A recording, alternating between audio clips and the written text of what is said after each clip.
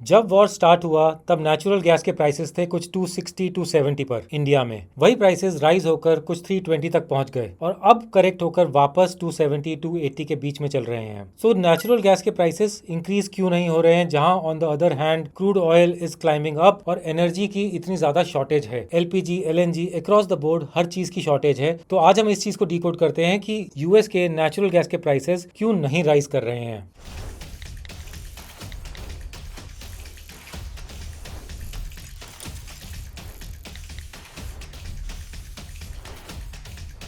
इसके कई सारे रीजंस हैं, तो let's start with all the reasons one by one. सबसे पहला ये रीजन है कि अमेरिका जो है बहुत बड़ा प्रोड्यूसर है। अमेरिका इस समय 50% प्रोड्यूस करता है of the total output of natural gas in the world. लेकिन अमेरिका बहुत ज्यादा एक्सपोर्ट नहीं करता है। अमेरिका का जितना भी प्रोडक्शन है उसका 80-85% डोमेस्टिक कंजम्पशन के लिए यूज होता है। सो जहां हमें दिख रहा है मार्केट में बहुत ज्यादा शॉर्टेज है और डिमांड ज्यादा बढ़ रही है यूरोपियंस के लिए, जापानीज के लिए, अमेरिका काफी हद तक इंसुलेटेड है इस चीज से, क्योंकि उनका डोमेस्टिक ही प्रोडक्शन है और जितना प्रोडक्शन है उसी का 80% वो डोमेस्टिक कंज्यूम करते हैं and out of that the remaining is exported. Export कहां पर होता है? South America, Canada, Europe. So America के कंज्यूमर्स के लिए एक्स्ट्रा डिमांड की जरूरत ही नहीं है, क्योंकि उनका जितना भी डिमांड है वो डोमेस्टिक सप्लाई से सफाइस हो रहा है। The second major reason is कि जो अमेरिका का जो एक्सपोर्ट टर्मिनल है विच इज सेबाइन पास, और उसके बाद एक फ्रीपोर्ट टर्मिनल बना था, तो वहां से जो एक्सपोर्ट की जो कैपेसिटी है वो कैपेसिटी ही बहुत लिमिटेड है। उससे ज्यादा एक्सपोर्ट करना उनके लिए already at this point of time possible भी नहीं है। अगर वो ज्यादा प्रोड्यूस भी करना चाहें तो भी पॉसिबल नहीं है। लेकिन एक इंपॉर्टेंट डेवलपमेंट अभी रिसेंटली हुआ है और वो हुआ है गोल्डन पास के ओपन होने का। गोल्डन पास एक नया कॉरिडोर ओपन हो रहा है जस्ट लाइक सेबाइन पास, जिसकी वजह से अमेरिका की एक्सपोर्टिंग कैपेसिटी काफी हद तक इंक्रीज हो जाएगी। उसके बाद मतलब गोल्डन पास के इनॉग्रेशन एक्टिविटी के बाद हम शायद देख पाए कि अमेरिका एक प्राइस डिटर्मिनेंट बन गया है, एक प्राइस मार्कर बन गया है, और शायद अमेरिका के नेचुरल गैस हेनरी हब के प्राइसेस ज्यादा वॉलेटाइल होने लगे according to the geopolitical crisis. तो यूएस का हेनरी हब एक हो गया, यूरोप के लिए TTF which is title transfer facility which is based in Netherlands, और जापान का जापानीज कोरियन मार्कर। ये तीन अलग अलग जगह पर प्राइसेस वेरी करते हैं, वो अपनी लोकल ज्योग्राफीज को सर्व करते हैं। इनके प्राइसेस डिफरेंट हो सकते हैं। फॉर इंस्टेंस TTF और JKM में प्राइसेस $14, $15 चल रहे हैं, वेयर एज यूएस के हेनरी हब के प्राइसेस $3 से भी कम पर हैं। मैं आपको एक किस्सा बताता हूँ। 2020-21 की बात है। जापान में एक कोल्ड वेव आई जिसकी वजह से उनको एक स्पॉट में नेचुरल गैस बाय करना पड़ा। स्पॉट में नेचुरल गैस की अवेलेबिलिटी नहीं थी, उन्होंने आउटबिड करके $32 पर बाय किया। वो $32 जो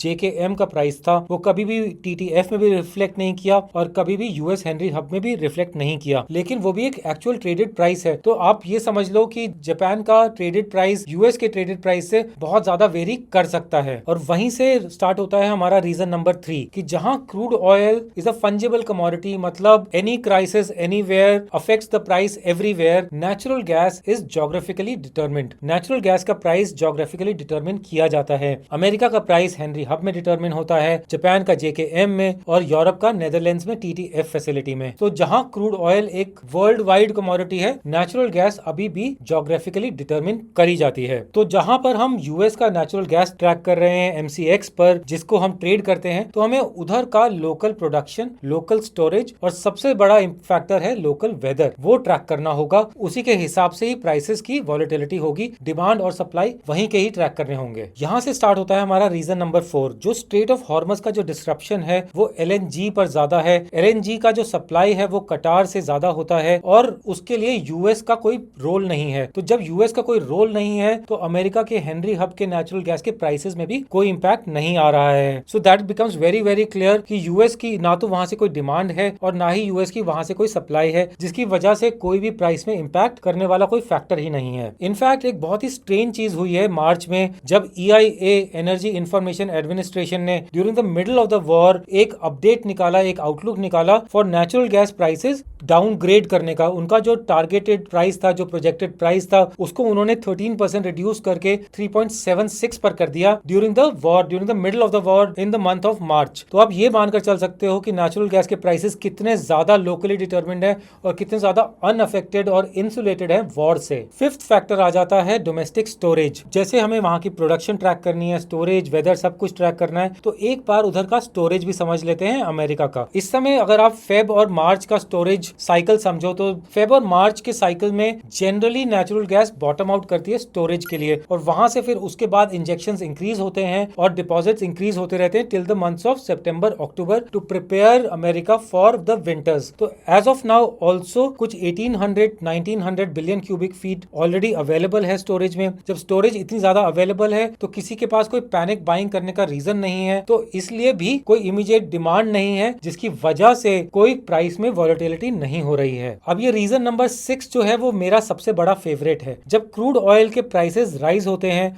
से अराउंड $100 अ बैरल, तो जो प्रोड्यूसर्स हैं, रिफाइनर्स हैं, ऑयल ड्रिलर्स हैं, उनके पास एक एक्स्ट्रा इंसेंटिव होता है एक्स्ट्रा ऑयल लेकर आने का। लेकिन अब यही एक बड़ा पैराडॉक्स है नेचुरल गैस के लिए। जब ऑयल की डिगिंग होती है, ड्रिलिंग होती है, तो उसका एक बाय प्रोडक्ट उसके साथ में मिलता है एक नेचुरल गैस। तो जहां ऑयल के लिए ये एक पॉजिटिव चीज हो जाती है, ऑयल के सेलर्स के लिए, ऑयल के सप्लायर्स के लिए, वही ये चीज नेचुरल गैस के लिए एक्स्ट्रा बर्डन बन जाती है, क्योंकि जहां नेचुरल गैस का ऑलरेडी सप्लाई इनफ है, वहां नेचुरल गैस की सप्लाई इंक्रीज हो सकती है because oil drillers could be going in for extra oil. This is the biggest paradox that exist today, कि जहां ऑयल ड्रिलर्स एक्स्ट्रा ऑयल लेने जाएंगे वो एक्स्ट्रा नेचुरल गैस के साथ आएंगे। Reason number 7 is extremely important. जहां ऑयल के लिए एक सेंट्रल अथॉरिटी है EIA, जिसके पास एक स्ट्रेटेजिक पेट्रोलियम रिजर्व है, नेचुरल गैस के लिए ऐसा कोई भी सेंट्रलाइज्ड अथॉरिटी नहीं है। नेचुरल गैस के अलग अलग ज्योग्राफिकल अथॉरिटीज हैं, ज्योग्राफिकल कमोडिटी है। तो जहां अमेरिका की रिक्वायरमेंट हेनरी हब से पूरी होती है, वहीं जापान अलग तरीके से मैनेज करता है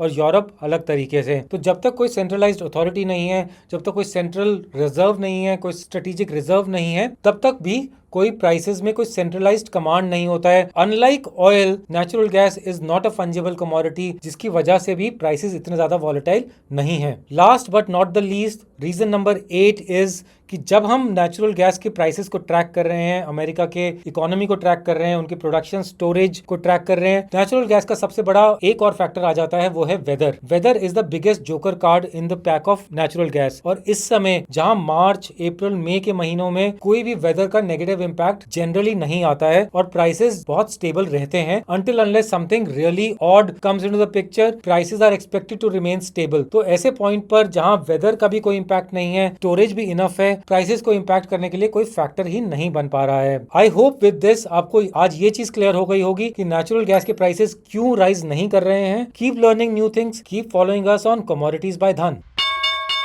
Investments in the securities market are subject to market risk. Read all the related documents carefully before investing.